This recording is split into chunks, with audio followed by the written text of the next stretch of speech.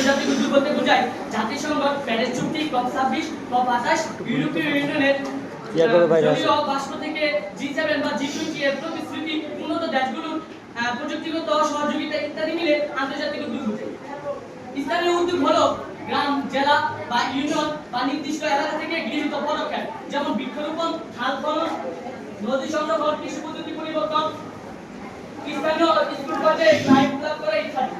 এই বিষয় থেকে এই ব্যাখ্যা থেকে জানা যায় জলবায়ু পরিবর্তন মোকাবেলায় শুধু আন্তর্জাতিক উদ্যোগে যথেষ্ট নয়, স্থানীয় উদ্যোগ আবশ্যক এবং গুরুত্বপূর্ণ।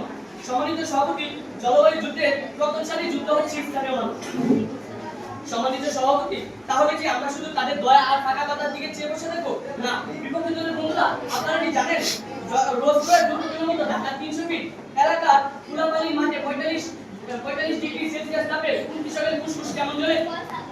সম্মানিত সভাপতি, বাংলাদেশের এই শতকের জলবায়ু যুদ্ধের সর্বাধিক ক্ষতিগ্রস্ত 10টি দেশের অন্যতম, অথচ আমাদের দেশে দায় মাত্র 16.4%, কারণ আমরা এর স্থানীয়ভাবে প্রস্তুত নিতে পারিনি। সম্মানিত সভাপতি, খুলনা কয়লায় লবণাক্ততা বাড়ে, ফসল হয় না, বরগুনায় বন্যা বাড়ছে, ভাত ভেঙে যাচ্ছে, ঢাকার মতো শহরে হিটওয়েভে গরিব শ্রমিকের মৃত্যু হচ্ছে।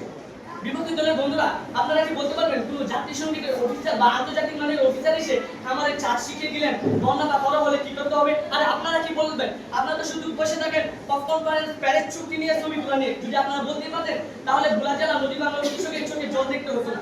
সম্মানিত সভাপতি, যেখানে প্রতি স্থানীয় সেখানে প্রত্যেকের হতব্য স্থানীয়, যেখানে জনগণ ঢুকে সেখানে জনগণের প্রথম রক্ষাকারী হবে। সম্মানিত সভাপতি, আন্তর্জাতিক প্ল্যান যত বড়ই হোক না কেন, গ্রামের মানুষ যদি না জানে বৃষ্টির পানি ধরে রাখলে খরার সময় কাজে লাগবে, তাহলে কোনো লাভ নেই। ঢাকা 300 ফিট এলাকায় যদি ড্রেনেজ না থাকে তাহলে ইউরোপের ফান্ড দিয়ে কি হবে? সম্মানিত সভাপতি, দীর্ঘ দখলদারিত্বের কারণে ফিলিস্তিন কৃষি পদ্ধতি ব্যবস্থা সম্পূর্ণ ভেঙে পড়েছে। তারা বিদেশি সহায়তা চেয়ে পায়নি, বরং তারা সাহসিকতার মাধ্যমে মরুভূমিতে ধান বাগান, পানি পুনর্ব্যবহার, সৌরবিদ্যুৎ চালু করে টিকে আছে। এটা হলো স্থানীয় উদ্যোগ। সম্মানিত সভাপতি, এটি খুব হাস্যকর। রোজ রোজ কাজ শুরু করতে নাই বিখ্যাত সেই 300 ফিট ভর্তি করা সেই, যেখানে এই বিখ্যাত 300 ফিট দূরের রাস্তা ড্রেনেজ এগুলো আন্তর্জাতিকভাবে মেরামত করাতে পারে না, সেখানে নাকি আমাদের মতো সাধারণ মানুষের পাশে এসে দাঁড়ায়।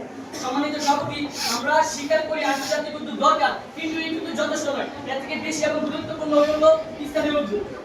তাই আন্তর্জাতিক উদ্যোগ নয়, এখনো স্থানীয় অবকাঠামো উন্নয়ন দরকার। সম্মানিত সভাপতি, আপনার ঘরে আগুন লাগার পর যদি আপনি পানি না দেন নদ থেকে কতক্ষণে তো ঘর করে চাই, তাই না? ঠিক তেমনি ভাবে জলবায়ু পরিবর্তনের আগ বাড়িয়ে রেখেছে, যে আগুন নির্গত হলে পানি হাতে হবে নিজের ঘর থেকে, নিজেদের স্থানীয় উদ্যোগের মাধ্যমে। সম্মানিত সভাপতি, শুধু আকাশের মেঘ থেকে বৃষ্টি দেখানো যায় না, বৃষ্টি দেখাতে হলে আগে বাদ দিতে হয়, আর সেই বাদ আমরা নিজেরা দিয়ে থাকি। বাদ যে কেউ দিতে পারে, আমি দিতে পারি, আপনারা দিতে পারেন, এখানে যারা উপস্থিত আছে সবাই দিতে পারে, কিন্তু এই বাদ দেওয়া হয় স্থানীয় উদ্যোগের মাধ্যমে।